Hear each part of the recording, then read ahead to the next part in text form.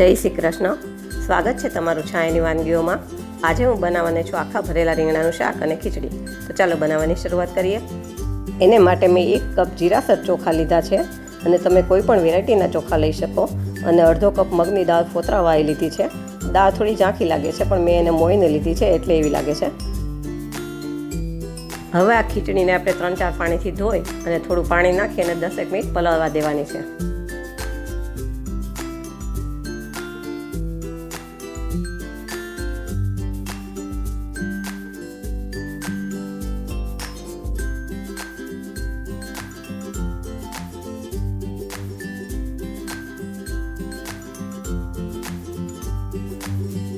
હવે આ ખીચડી આપણે માટીની હાંડીમાં બનાવવાના છીએ.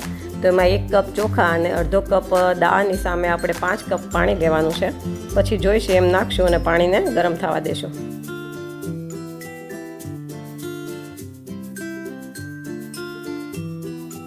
હવે તમે જુઓ આપણી ખીચડી પણ બરાબર પલળી ગઈ છે. તો એને આપણે ગરમ પાણીમાં થોડી થોડી કરી અને નાખી દઈશું.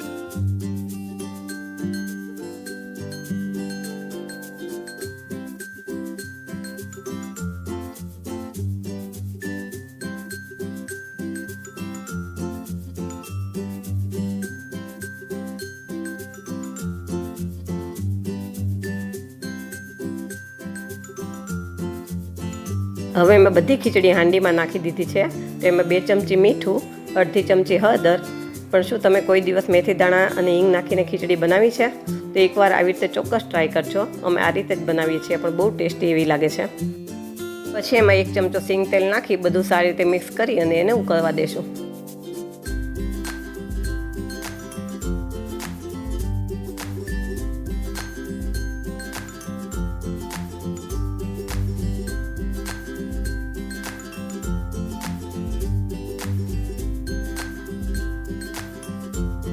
આમાં ખીચડી ઉભરાય એટલે એને ઢાંકણ આપણે અધૂકડું ઢાંકશું અને ધીમે ધીમે ચડવા દેશું.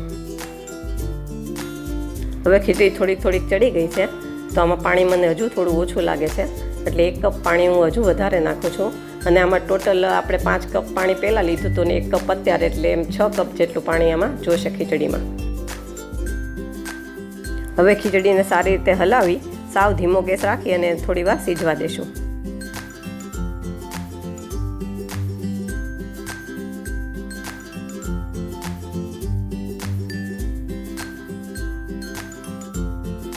હવે તમે જુઓ આપણી ખીચડી એકદમ મીણ જેવી તૈયાર થઈ ગઈ છે.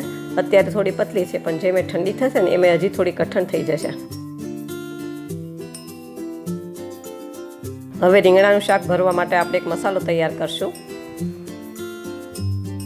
તો મિક્સર જારમાં આદુ મરચાં, 8-10 કળી લસણ, 2 ચમચી તલ, થોડા સિંગ દાણા અને 2 ચમચી જેટલો ગોળ નાખી અને એને ક્રશ કરી લેશું.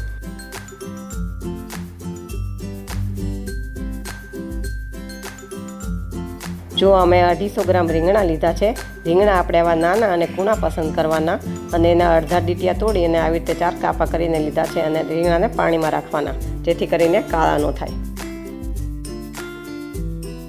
હવે આ ક્રશ કરેલા મસાલામાં 1 ચમચી મીઠું, અડધી ચમચી હળદર, 1.5 ચમચી મરચું, 2 ચમચી ધાણા જીરું, ચપટીક હિંગ, થોડી કોથમીર અને અડધું લીંબુ નીચોવીને બધા મસાલાને સારી રીતે મિક્સ કરી લેશું. મસાલો મિક્સ થઈ જાય એટલે આપણે રીંગણામાં જે 4 કાપા કર્યા છે એમાં 4 કાપામાં દબાવી અને મસાલો ભરી લેશું અને આવી જ રીતે બધા રીંગણા તૈયાર કરી લેશું.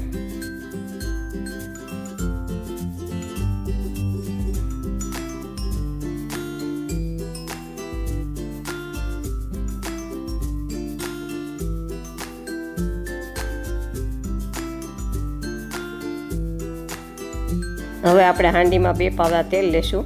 તેલ આમાં થોડું આગળ પડતું લેવાનું છે. પછી એમાં 1 ચમચી જીરું અને થોડા તલ નાખી અને એને સારી રીતે ફૂટવા દેશું.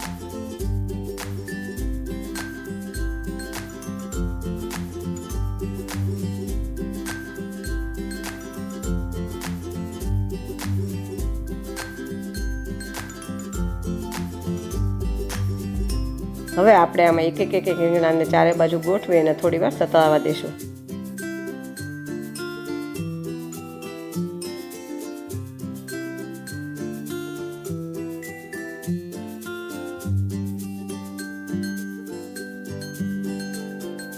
જો તમને મારી વાનગીઓ પસંદ આવતી હોય તો મારા વિડીયોને લાઈક કરજો, શેર કરજો અને મારી ચેનલને સબસ્ક્રાઈબ કરજો. રીંગણા થોડીવાર સતાઈ જાય પછી એમાં અડધો ગ્લાસ જેટલું પાણી નાખી અને ઢાંકી અને થોડીવાર ચડવા દેશું.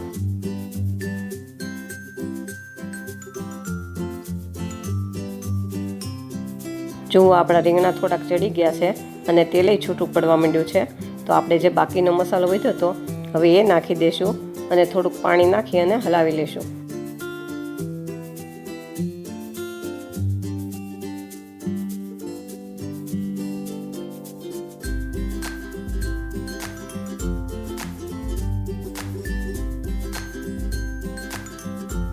ફરી પાછું આપણે એને ઢાંકણ ઢાંકી અને 2-5 મિનિટ ચડવા દેવાનું છે. હવે 2-5 મિનિટ પછી આપણે જોઈ લઈએ. મેં ચાકુથી આવી રીતે રીંગણાને ચેક કર્યું છે તો ચાકુ રીંગણાની અંદર વયું જાય છે તો આપણો રીંગણા ચડી ગયા છે. હવે છેલ્લે અંદર અડધી ચમચી ગરમ મસાલો નાખી દઈશું અને બધું મિક્સ કરી લેશું તો આપણું રીંગણાનું શાક તૈયાર થઈ ગયું છે. મેં આ શાક ખીચડી સાથે સર્વ કર્યું છે અને ખીચડીની ઉપર મેં 1 ચમચી સિંગ તેલ નાખ્યું છે કેમ કે સિંગ તેલથી ખીચડીનો સ્વાદ બમણો થઈ જાય છે. તૈયાર છે આપણું આખા ભરેલા રીંગણાનું શાક અને ખીચડી.